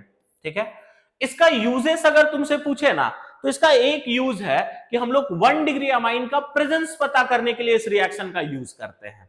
ठीक है, जैसे मान लो तुमको बहुत सारा अमाइन दिया हुआ है और तुमसे ये पूछ लिया कि बताओ बाबू कौन सा कंटेनर में 1 डिग्री अमाइन है, तो इस रिएक्शन का यूज करते हुए हम लोग 1 डिग्री अमाइन का प्रेजेंस पता कर सकते हैं। तो हम लोग क्या बोल सकते हैं, by this reaction we can determine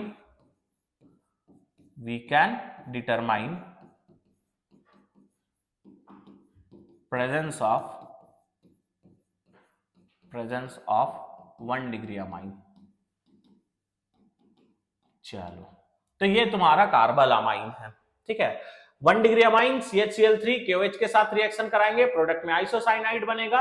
इसी रिएक्शन को कार्बल अमाइन रिएक्शन बोलते हैं। इसको आइसोसाइनाइड टेस्ट भी बोलते हैं क्योंकि यहाँ पे आइसोसाइनाइड बनता है। इसका यूजेस क्या है, तो यहाँ पे हम लोग 1 डिग्री अमाइन का प्रेजेंस पता करने के लिए इस रिएक्शन का यूज करते हैं।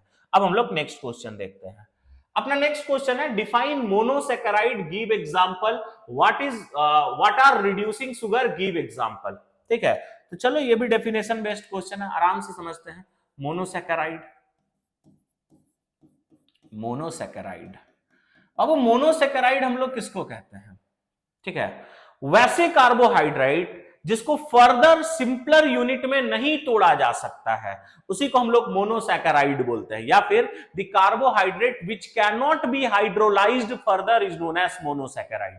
मोनोसैकेराइड का एग्जांपल क्या क्या है, तो ग्लूकोज, फ्रुक्टोज, ये तुम्हारा एग्जांपल है मोनोसैकेराइड का। यही बात हम लिख दे रहे हैं तुम्हारे लिए। हम लोग क्या बोल सकते हैं, the carbohydrate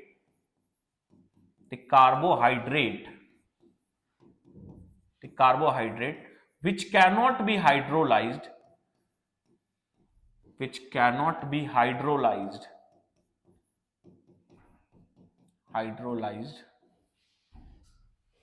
further is known as monosaccharide।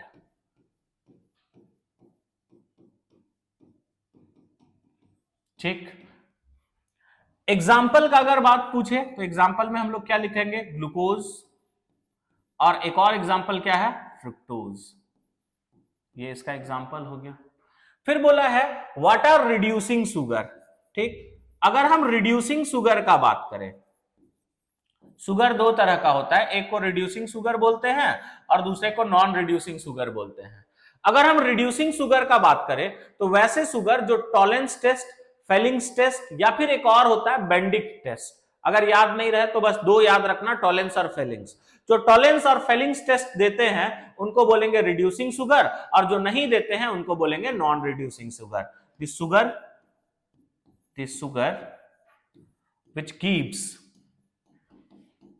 which gives tolerance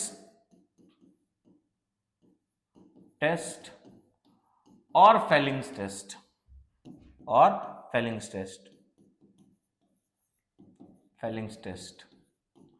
is known as,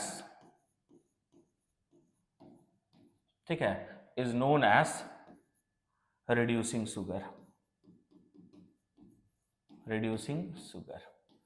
अगर हम लोग इसका भी एग्जाम्पल का बात करें तो वही एग्जाम्पल है, यहां पे भी ग्लूकोज और एक एग्जाम्पल है फ्रुक्टोज। ये हो गया हम लोग का काम, बात समझ आ गया? ठीक है, मोनोसैकेराइड जिसको फर्दर हाइड्रोलाइज नहीं किया जा सकता है सिंपलर यूनिट में, और रिड्यूसिंग शुगर जो टॉलेंस और फेलिंग्स टेस्ट नहीं, फेलिंग्स टेस्ट देते हैं। The sugar which gives Tollens and और Fehling's test is known as reducing sugar. दोनों का एग्जाम्पल सेम है, ग्लूकोज और फ्रुक्टोज। अब आगे देखते हैं।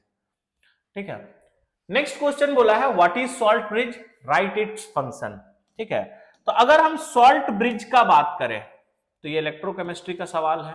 सॉल्ट ब्रिज, अब सॉल्ट ब्रिज हम लोग किसको कहते हैं? ये बेसिकली एक इन्वर्टेड यू शेप ट्यूब है जिसमें हम लोग अगर पाउडर को फिल करते हैं और इनर्ट इलेक्ट्रोलाइट को मिक्स करते हैं। सॉल्ट ब्रिज किसको कहते हैं? It is a inverted U shape tube filled with agar powder in which inert electrolyte is present। बात समझ आ गया? तो यही हम लोग लिख लेते हैं। ठीक है, it is a inverted U-shaped tube U shape tube,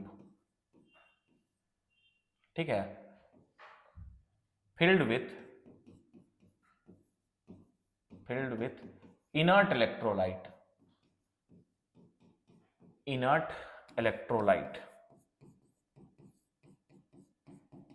such as KCl and NH4Cl mixed in agar powder, agar powder present in semi liquid state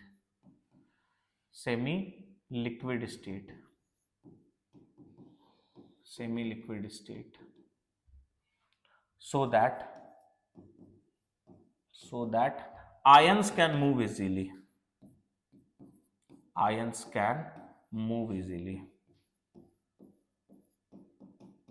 ठीक है, is known as salt bridge,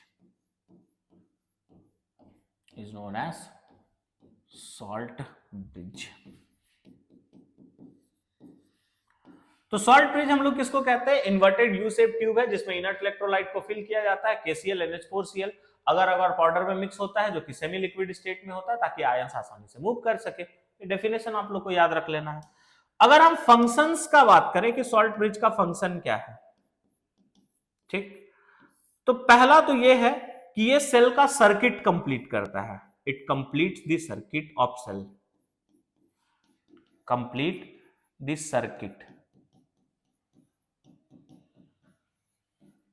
ये सेल का circuit complete करता है, पहला बात तुमको ये याद रखना है। दूसरा क्या, ये जो है वो इलेक्ट्रॉन का फ्लो को मेंटेन करके रखता है, या फिर हम लोग एक और बात यहां पे जोड़ सकते हैं कि ये दोनों जो हाफ सेल है उसको इलेक्ट्रिकली न्यूट्रल रखता है, दोनों साइड में आयन को मेंटेन करके रखता है। तो यही बात हम लोग लिख लेते हैं, it maintains the electrical neutrality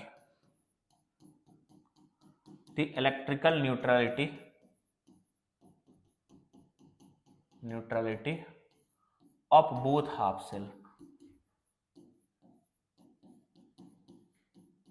ये इलेक्ट्रिकल न्यूट्रलिटी को मेंटेन करता है दोनों हाफ सेल का, बात समझ में आ गया, ठीक है। अब एक न्यूमेरिकल भी यहां पे पूछा है, ठीक है, अब हम लोग इसके बारे में बात करते हैं। तो ये आराम से थ्योरी वाला क्वेश्चन है, ये याद कर सकते हैं, और ये याद करने वाला ही चीज है सॉल्ट ब्रिज, और इसका दो इंपॉर्टेंट फंक्शन है, इसको याद कर लीजिएगा।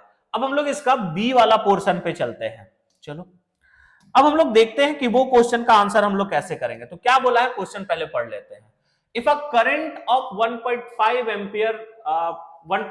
एम्पियर होना चाहिए flows through a metallic wire for 3 hours, then how many electron would flow through the wire।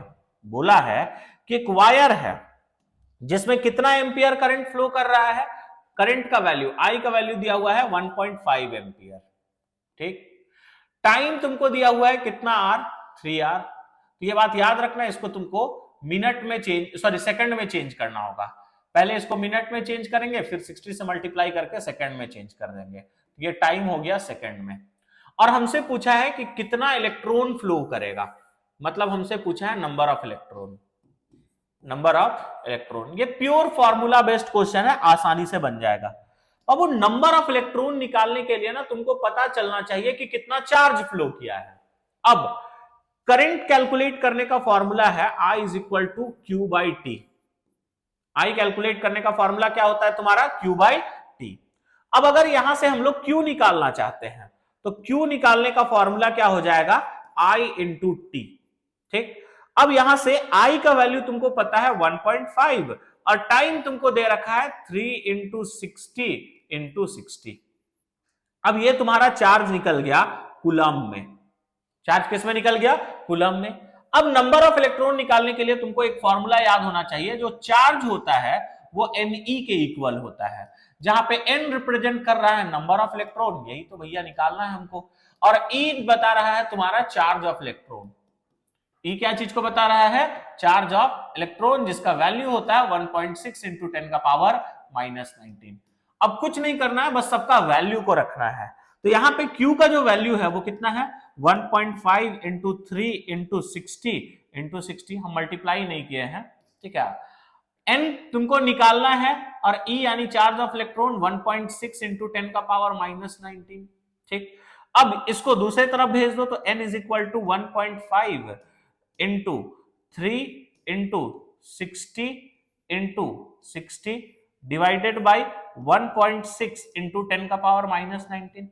अब मैथमेटिकल प्रॉब्लम बन चुका है ये, यहां से डेसिमल हटेगा और यहां से भी डेसिमल हटेगा, ठीक। अब अगर हम बात करें तो 10 का पावर -19 ऊपर जाके 10 का पावर +19 हो जाएगा, और कुछ कुछ कट रहा है, देखो इसको कैंसिल करो, 4 4 जा 16, अब 4 1 जा 4, 4 5 जा 20, सिमिलरली ये भी तुम्हारा 15 टाइम्स में कट जाएगा। अब फाइनली n का वैल्यू कितना बच रहा है, देखो तो 15 इंटू 15 इंटू 15 इंटू 3 इंटू 10 का पावर -19 ऊपर जाके 10 का पावर +19 हो जाएगा। अब ये जो भी तुम्हारा नंबर है इसको मल्टीप्लाई कर लेना, आंसर तुम्हारा आ जाएगा। बात समझ आ गया, ठीक है। तो ये क्वेश्चन में तुमको क्या क्या याद रखना है, जब भी तुमको चार्ज ये करंट और टाइम देके नंबर ऑफ इलेक्ट्रॉन पूछे तो सबसे पहले ये फॉर्मूला यूज करके तुम चार्ज निकाल लेना, और जैसे चार्ज पता चल जाए ये फॉर्मूला यूज करके तुम नंबर ऑफ इलेक्ट्रॉन निकाल देना। यहाँ पे n नंबर ऑफ इलेक्ट्रॉन है और E तुम्हारा चार्ज ऑफ इलेक्ट्रॉन है, ये तुमको याद रखना होगा, जो कि 1.6 इंटू 10 का पावर -19 होता है। अब हम लोग नेक्स्ट क्वेश्चन की तरफ देखते हैं। अपना नेक्स्ट क्वेश्चन क्या है, explain the reason transition metal, ठीक है, and their many compound shows paramagnetic behaviour. हम आराम से एक्सप्लेन कर देते हैं, आप लोग इसका आंसर खुद से बना के लिख लेना। अब वो पैरामैग्नेटिक किसको कहते हैं, वैसे सब्सटेंस जिसके पास में अनपेड इलेक्ट्रॉन प्रेजेंट होगा उसी को हम लोग बोलते हैं पैरामैग्नेटिक सब्सटेंस। तो ट्रांजिशन एलिमेंट या फिर उनके कंपाउंड के पास में अनपेड इलेक्ट्रॉन प्रेजेंट होता है, और वही अनपेड इलेक्ट्रॉन के वजह से वो पैरामैग्नेटिक बिहेवियर शो करते हैं, ठीक है। तो इसका आंसर क्या लिखोगे, transition element and their compound contain some unpaired electron, due to presence of unpaired electron transition element and their compound shows paramagnetic behavior। ये पहला क्वेश्चन का आंसर होगा। दूसरा बोला है generally forms colored complex, ठीक है। अब देखो colored complex कंपाउंड क्यों बनाता है, तो ट्रांजिशन एलिमेंट और उनके जो कंपाउंड होते हैं वो कलर शो करते हैं दो रीजन के वजह से। पहला जो रीजन है उसको हम लोग बोलते हैं डी ट्रांजिशन, और दूसरा जो यहां पे रीजन है उसका नाम है चार्ज ट्रांसफर स्पेक्ट्रम,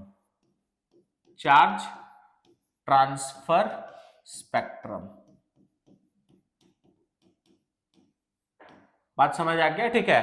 तो जनरली डी ब्लॉक या फिर ट्रांजिशन एलिमेंट या फिर उनके कंपाउंड कलर्ड कॉम्प्लेक्स कंपाउंड क्यों बनाते हैं या फिर कलर्ड कंपाउंड क्यों बनाते हैं, तो कलर्ड कंपाउंड बनाने के पीछे दो रीजन है, एक है डी ट्रांजिशन और दूसरा क्या है तुम्हारा चार्ज ट्रांसफर स्पेक्ट्रम। नेक्स्ट बोला है एग्जिबिट वेरिएबल ऑक्सीडेशन स्टेट, ठीक है, कि डी ब्लॉक यानी ट्रांजिशन एलिमेंट और उनके ट्रांजिशन एलिमेंट जो है वो वेरिएबल ऑक्सीडेशन स्टेट क्यों शो करते हैं, इसके बारे में पूछा है। तो वेरिएबल ऑक्सीडेशन स्टेट शो करने का एक रीजन ये है कि उसके पास में वैकेंट डी ऑर्बिटल प्रेजेंट होता है। तो सिंपली आंसर क्या लिख सकते हो, transition metal and their compound forms या फिर transition metal exhibit variable oxidation state because of presence of vacant d orbital, ठीक है। तो थर्ड का आंसर हम लोग क्या बोल सकते हैं, थर्ड का आंसर सिंपली लिख सकते हैं due to presence of vacant d orbital, due to presence of vacant d orbital, presence of vacant d orbital. इसी को थोड़ा एलाबोरेट करके आप लोग लिख लीजिएगा। चलो नेक्स्ट अगर हम बात करें, and their many compound act as a good catalyst. Catalyst हम लोग किसको कहते हैं, जो रेट ऑफ रिएक्शन को ऑल्टर करता हो, मतलब चेंज करता हो। तो ये कैटलिस्ट एक गुड कैटलिस्ट के जैसा क्यों एक्ट करते हैं, इसी के बारे में आपसे पूछा है। तो गुड कैटलिस्ट के जैसा एक्ट करने का पीछे का रीजन वही है, दो रीजन यहां पे याद रखना, क्योंकि डी ब्लॉक एलिमेंट जो है वो वेरिएबल ऑक्सीडेशन स्टेट में एग्जिस्ट करते हैं, पहला तुमको ये बात याद रखना है, और दूसरा तुमको यहाँ पे क्या याद रखना है कि उनके पास में वैकेंट डी ऑर्बिटल होता है। तो can act as good catalyst का आंसर क्या होगा, have variable oxidation state and have vacant d orbital, तो ये इसका आंसर होगा। और लास्ट बोला है enthalpy of atomisation is high, और वो इंथैल्पी ऑफ एटमाइजेशन समझने से पहले ना, इंथैल्पी ऑफ एटमाइजेशन होता क्या है इसके बारे में हम जिक्र करते हैं थोड़ा। इंथैल्पी ऑफ एटमाइजेशन किसको कहा जाता है? किसी भी मेटल सॉलिड को मेटल गैस में बदलने के लिए जो भी एनर्जी का रिक्वायरमेंट होता है उसी को इंथैल्पी ऑफ एटमाइजेशन बोलते हैं। अब डी ब्लॉक एलिमेंट के पास में ना दो तरह का बॉन्ड प्रेजेंट होता है, एक मेटेलिक बॉन्डिंग और दूसरा होता है कोवेलेंट बॉन्डिंग, जो कि अनपेयर्ड डी इलेक्ट्रॉन एक दूसरे से बना लेता है। अब सारा डी ब्लॉक एलिमेंट मेटल है तो उसके पास एक बॉन्ड जो है वो मेटेलिक बॉन्डिंग तो है ही, मगर एक एक्स्ट्रा बॉन्ड बना लिया जिसको बोलते हैं कोवेलेंट बॉन्डिंग। तो यही कोवेलेंट बॉन्डिंग के प्रेजेंस के वजह से, यही कोवेलेंट बॉन्डिंग के प्रेजेंस के वजह से डी ब्लॉक एलिमेंट का इंथैल्पी ऑफ एटमाइजेशन हाई होता है।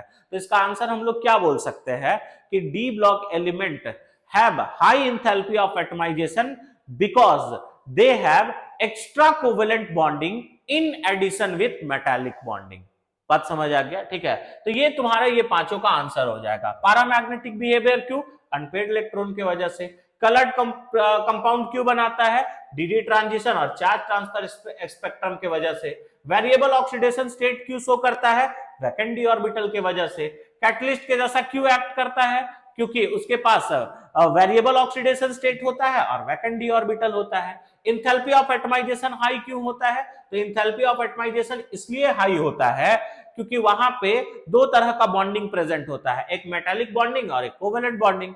तो extra covalent bonding in addition with metallic bonding, इसी वजह से इंथैल्पी ऑफ एटमाइजेशन हाई होता है। इंथैल्पी ऑफ एटमाइजेशन किसको कहते हैं?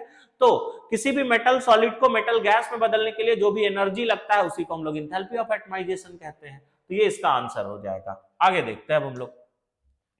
नेक्स्ट क्वेश्चन क्या है तुम्हारा? ये भी कन्वर्जन टाइप वाला ही क्वेश्चन है, ठीक है, यानी प्रोडक्ट लिखने वाला। तो पहला प्रोडक्ट ये बोला है, पहला ये CH3 CHO यानी C डबल बॉन्ड O और यहां पे है तुम्हारा H, इसको हम लोग HCN के साथ रिएक्शन कराए हैं, ठीक है। तो जब HCN के साथ रिएक्शन कराओगे ना तो क्या होता है आराम से समझो। ये एक न्यूक्लियोफाइल जनरेट करेगा CN-, ये CN- इसको अटैक करता है और ये डबल बॉन्ड टूट के यहां जाएगा। तो पहला स्टेप में ये प्रोडक्ट बनेगा CH3 CHO के ऊपर में माइनस और यहां पे जुड़ चुका होगा CN, ठीक। फर्दर तुमको क्या बोला है? H2O के साथ रिएक्शन कराने के लिए ना ये H प्लस आयन देगा और ये H plus ion O minus को अटैक करेगा, ये इसको अटैक करेगा और फाइनली प्रोडक्ट ये बन जाएगा CH3 CH, यहां पे आ जाएगा OH और यहां पे आएगा CN। ये जो प्रोडक्ट बना है इसको हम लोग बोलते हैं साइनोहाइड्रीन, इसको हम लोग क्या बोलते हैं? साइनोहाइड्रीन। तो ये प्रोडक्ट यहां पे तुमको दिखाई देगा। नेक्स्ट ये तुम्हारा कार्बोक्सिलिक एसिड है CH3 CH2 C double bond O और यहां पे आ जाएगा OH। इसको हम लोग Cl2 के साथ रिएक्शन कराए हैं, प्रेजेंस P का रखे हैं और दूसरा H2O भी। तो यहां कुछ नहीं होगा, सिंपली OH हट जाएगा और उसके जगह में Cl आ जाएगा, प्रोडक्ट ये बन जाएगा CH3 C double bond O और sorry CH3 CH2 C double bond O और यहां पे आ जाएगा Cl, ये प्रोडक्ट मिलेगा, ठीक है। नेक्स्ट अगर हम लोग बात करें तो ये क्वेश्चन है, ठीक है, इधर हम इसको लिख देते हैं। यहां पे क्या है? CH3 C double bond O और यहां पे आ जाएगा Cl। इसको हम लोग रिएक्शन कराए हैं H2 के साथ, प्रेजेंस रखे हैं PD और BaSO4 का। यहां कुछ कुछ पॉइंट और हम एक्स्ट्रा बताते हैं। ये जो PD BaSO4 दिख रहा है ना, इसको लिंडलर कैटलिस्ट बोलते हैं। इसको क्या बोलते हैं? Lindlar catalyst. और ये जो रिएक्शन है इसको रोजेनमुंड रिएक्शन बोला जाता है। और यहाँ पे पार्शियल हाइड्रोजनेशन होगा और Cl हट जाएगा और प्रोडक्ट यहाँ पे ये बनता है aldehyde CH3 C double bond O और यहाँ पे हो जाएगा H। यही अगर क्वेश्चन ऐसे पूछता ना बाबू, CH3 C double bond O और यहाँ पे Cl और इसको H2 के साथ रिएक्शन कराए हैं और प्रेजेंस सिर्फ PD का रखे, BaSO4 नहीं, तो उस केस में ये Cl यहां से हट जाता और ये डबल बॉन्ड भी टूट जाता और प्रोडक्ट ये बन जाता CH3 CH2 और यहां पे OH।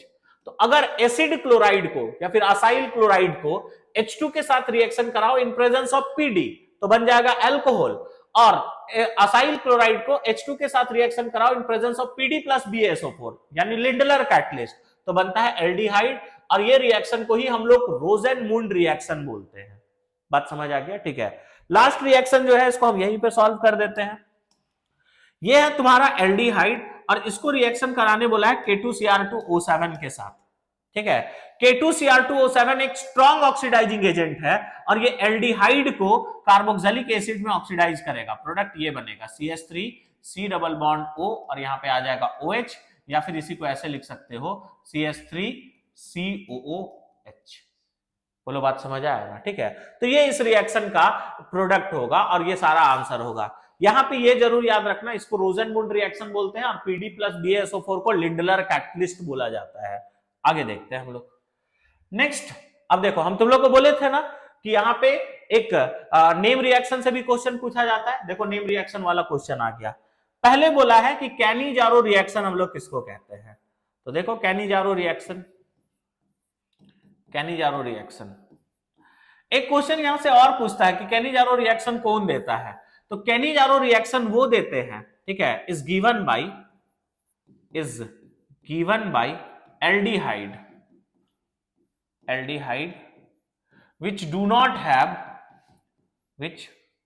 not have alpha hydrogen. वो एल्डिहाइड देता है जिसके पास अल्फा हाइड्रोजन नहीं होता है। और इसका एग्जाम्पल क्या क्या है, तो इसका एग्जाम्पल ये है HCHO जिसको फॉर्मल्डिहाइड कहते हैं, और बेंजीन रिंग के ऊपर में CHO इसको बेंजल्डिहाइड कहते हैं। यह है तुम्हारा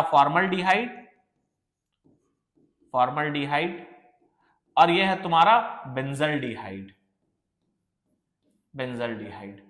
तो ये सब एक्स्ट्रा चीज याद रखना रिएक्शन के अलावा कि कैनिजारो रिएक्शन कौन देता है, एल्डिहाइड। कौन एल्डिहाइड, जिसके पास अल्फा हाइड्रोजन नहीं होता है। एग्जांपल क्या क्या है, फॉर्मल्डिहाइड और बेंजल्डिहाइड। अब हम लोग मुद्दा का बात करते हैं, जो क्वेश्चन पूछा है कैनिजारो रिएक्शन किसको कहते हैं। तो बाबू कैनिजारो रिएक्शन में हम लोग क्या करते हैं, वो एल्डिहाइड जिसके पास अल्फा हाइड्रोजन नहीं होता है उसको रिएक्शन कराते हैं C डबल बॉन्ड O और यहाँ पे H। इसको रिएक्शन कराते हैं हम लोग कॉन्सेंट्रेटेड KOH के साथ। किसके साथ रिएक्शन कराएंगे, कॉन्सेंट्रेटेड KOH के साथ, और साथ ही साथ हीट करते हैं, ठीक है।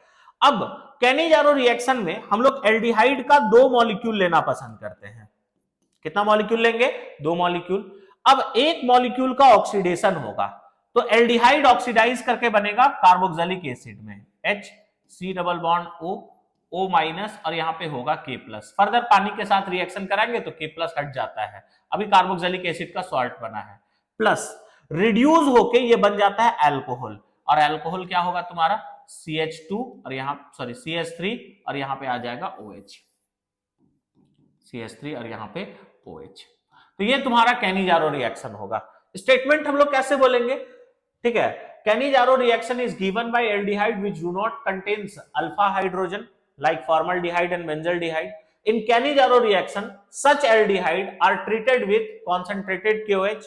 Then one aldehyde molecule is oxidized and other molecule is reduced. Oxidize होके वो कार्बोक्सिलिक एसिड में बदलेगा और रिड्यूस होके वो किस में बदलेगा, अल्कोहल में बदलेगा। इस रिएक्शन को हम लोग डिसप्रोटोनेशन रिएक्शन के नाम से भी बुलाते हैं, क्योंकि यहाँ पे एक मॉलिक्यूल का ऑक्सीडेशन हो रहा है और उसी का रिडक्शन भी हो रहा है। तो वैसे रिएक्शन जिसमें एक ही कंपोनेंट का ऑक्सीडेशन और रिडक्शन दोनों हो उसको डिसप्रोटोनेशन रिएक्शन भी बोला जाता है। ये भी तुम लोग को याद रखना है, ठीक है। नेक्स्ट हमसे पूछा है क्लेमेंसन रिडक्शन के बारे में, ठीक है। तो शॉर्ट नोट बोला है ना, तो इसका स्टेटमेंट भी तुम लोग को लिखना होगा, इतना लिख के मत छोड़ देना, आंसर नहीं आया, मार्क्स नहीं दिया जाएगा। तो जो बात बोले हैं तो वीडियो जब देखोगे तो उस समय थोड़ा सा पॉज वगैरह करके जो स्टेटमेंट बोल रहे हैं उसको लिख लेना, ठीक है।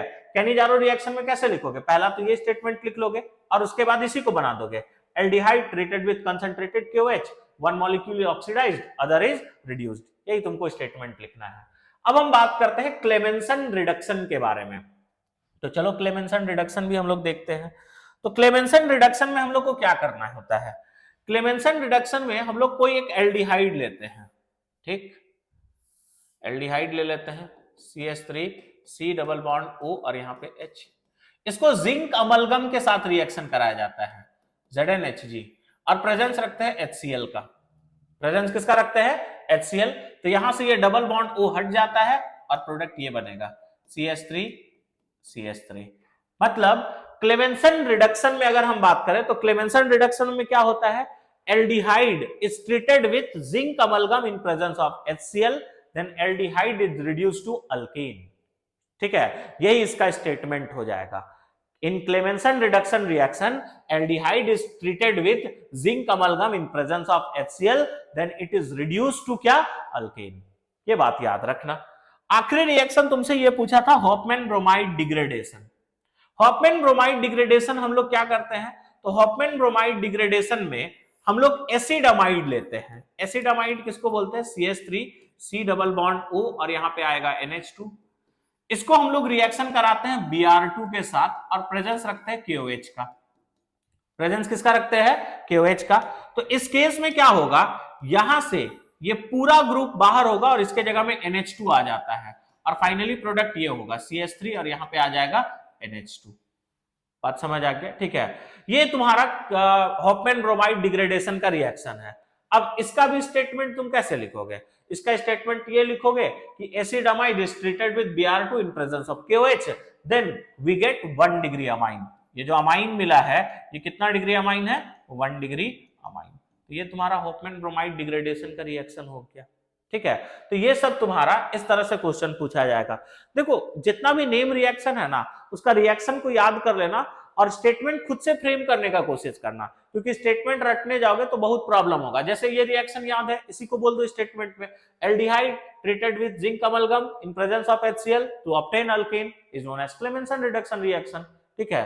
Acid amide treated with Br2 in presence of KOH to obtain 1 degree amine is known as Hofmann bromide degradation. बस यही तो करना है। चलो नेक्स्ट क्वेश्चन देखते हैं। नेक्स्ट क्वेश्चन फिर से मेरा, ठीक है, एक गिव रीजन वाला है, why orthonitrophenol is more volatile than paranitrophenol, ठीक है। तो इसका आंसर हम लोग क्या लिखेंगे, ऑर्थोनाइट्रोफिनॉल किसको कहते हैं पता है, ये बेंजीन रिंग, यहां पे OH और यहां पे होगा NO2, ठीक। पारानाइट्रोफिनॉल हम लोग किसको कहते हैं, ये तुम्हारा बेंजीन रिंग, यहां पे OH और यहां पे होगा NO2, ठीक है। तो ये पूछा है कि ये कम वोलाटाइल होता है और ये ज्यादा वोलाटाइल होता है, क्यों। मतलब orthonitrophenol is less volatile than paranitrophenol. अब वो वोलाटाइल जो होगा ना, ज्यादा वोलाटाइल वो तब होगा जब उसके पास में कोई वीक बॉन्ड प्रेजेंट होगा। तो ऑर्थोनाइट्रोफिनॉल में इंटरमॉलिक्यूलर हाइड्रोजन बॉन्डिंग प्रेजेंट होता है, यही रीजन है कि ये लेस वोलाटाइल होगा और ये मोर वोलाटाइल होगा। तो इसका सिंपल सा आंसर हम क्या बोल सकते हैं, due to presence of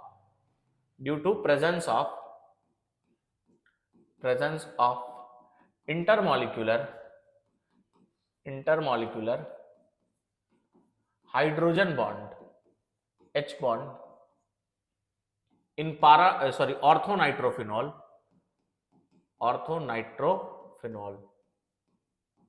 due to presence of intermolecular H bond in orthonitrophenol, it is less volatile than पारानाइट्रोफिनॉल।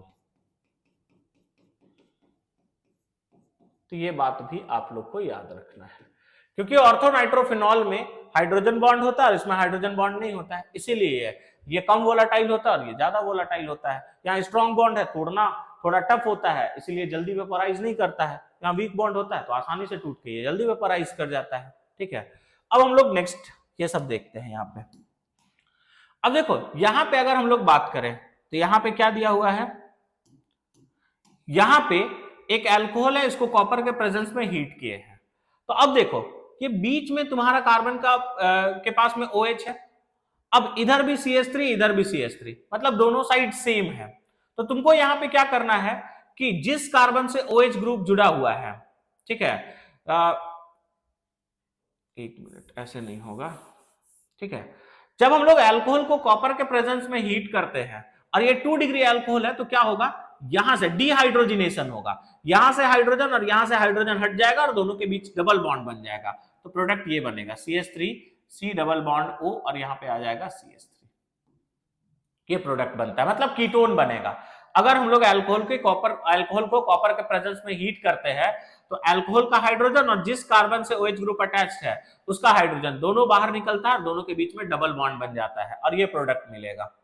Next अगर हम लोग बात करें तो यहाँ पे तुम्हारा एक अल्कोहल है, इसको हम लोग PCC के साथ रिएक्शन कराए हैं। PCC यानी पायरिडीन क्लोरोक्रोमेट। अब वो PCC एक माइल्ड ऑक्सीडाइजिंग एजेंट है और ये अल्कोहल को तुम्हारा एल्डिहाइड में ऑक्सीडाइज कर देता है, CH डबल बॉन्ड CH, और ये जो CH2 है OH है ना, ये चेंज हो जाएगा C डबल बॉन्ड OH में, या फिर इसी को तुम ऐसे भी लिख सकते हो CHO। तो ये तुम्हारा प्रोडक्ट बनेगा। नेक्स्ट, अल्कोहल को हम लोग रिएक्शन कराए हैं कार्बोक्सिलिक एसिड के साथ में। अल्कोहल को जब तुम कार्बोक्सिलिक एसिड के साथ रिएक्शन कराओगे तो इसको स्टेरिफिकेशन रिएक्शन बोलते हैं। क्या बोला जाता है? Esterification reaction. और अल्कोहल का यहां से हटेगा ऑक्सीजन और यहां से हट जाएगा तुम्हारा OH, और ये प्रोडक्ट मिलेगा CH3 CH2 C double bond O, और यहां पे आ जाएगा तुम्हारा C डबल बॉन्ड O और इधर CH3 प्लस बाई प्रोडक्ट यहां से निकलेगा H2। ये तुम्हारा प्रोडक्ट मिलेगा। तो जब कॉपर को, ठीक है, सॉरी अल्कोहल को Cu के प्रेजेंस में हीट करोगे तो 1 डिग्री अल्कोहल होगा तो एल्डिहाइड होगा, क्योंकि ये 2 डिग्री अल्कोहल है, इसीलिए यहां पे क्या मिल रहा है? कीटोन। अल्कोहल को पिरिडीन क्लोरोक्रोमेट यानी PCC के साथ रिएक्शन करोगे तो अल्कोहल ऑक्सीडाइज करके एल्डिहाइड में बदलेगा। अल्कोहल और कार्बोक्सिलिक एसिड अगर रिएक्ट करता है तो स्टेरिफिकेशन रिएक्शन कहते हैं, और वहां पे एस्टर का फॉर्मेशन होता है और वाटर मॉलिक्यूल एलिमिनेट होता है। ठीक है, पैरानाइट्रोफिनॉल क्यों ज्यादा वोलाटाइल होता है एज कंपेयर टू ऑर्थोनाइट्रोफिनॉल? क्योंकि ऑर्थोनाइट्रोफिनॉल में हाइड्रोजन बॉन्ड प्रेजेंट होता है। आगे देखते हैं। अब ये हम लोग का लास्ट क्वेश्चन है। क्या बोला है यहां पे? Define rate of reaction. तो रेट ऑफ रिएक्शन किसको कहते हैं ये पूछा है। तो अगर हम रेट ऑफ रिएक्शन का बात करें तो रेट ऑफ रिएक्शन किसको कहते हैं? ये basically change in concentration of reactant और प्रोडक्ट विथ टाइम है। ठीक है, तो किसी भी रिएक्शन में रिएक्टेंट या प्रोडक्ट का चेंज टाइम के रिस्पेक्ट में, इसी को हम लोग क्या बोलते हैं? Rate of reaction. It is defined as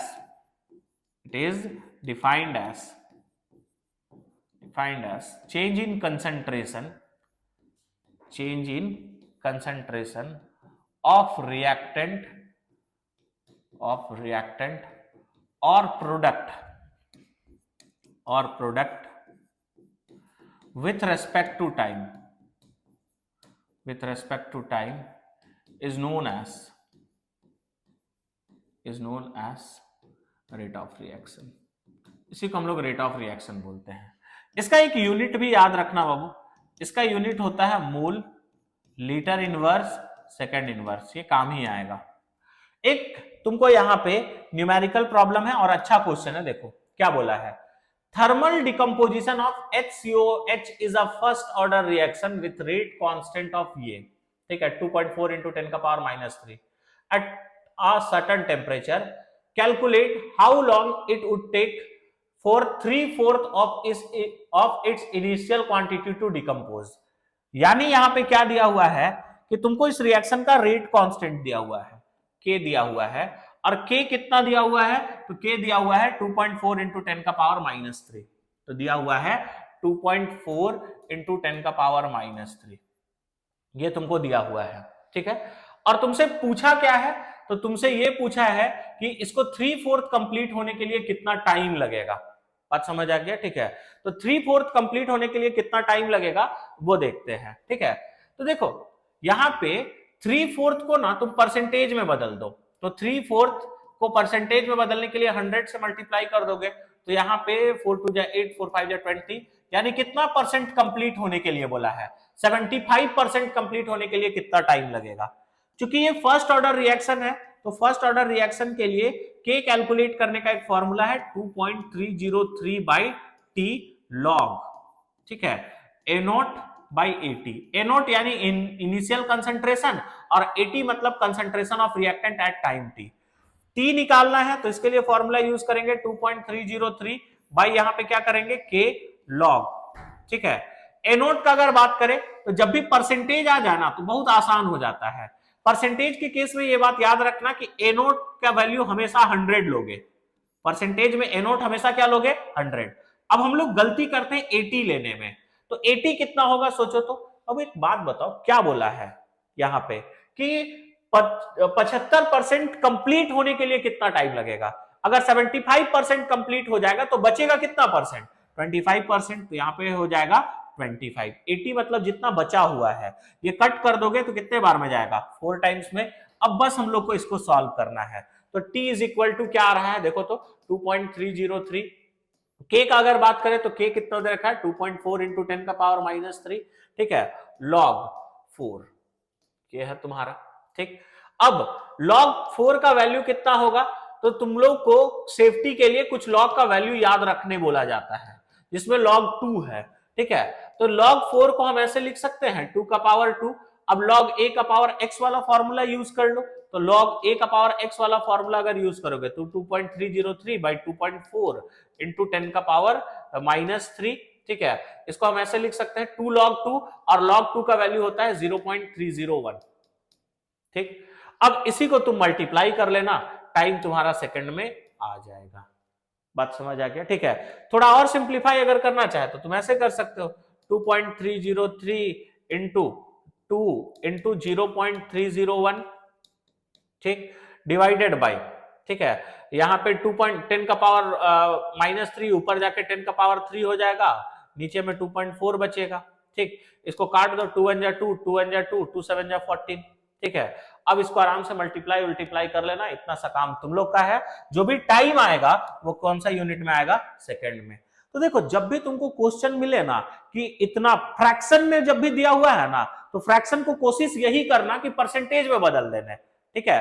और वंस तुम परसेंटेज में बदल दोगे ना तो आंसर या फिर सॉल्व करना काफी आसान हो जाएगा।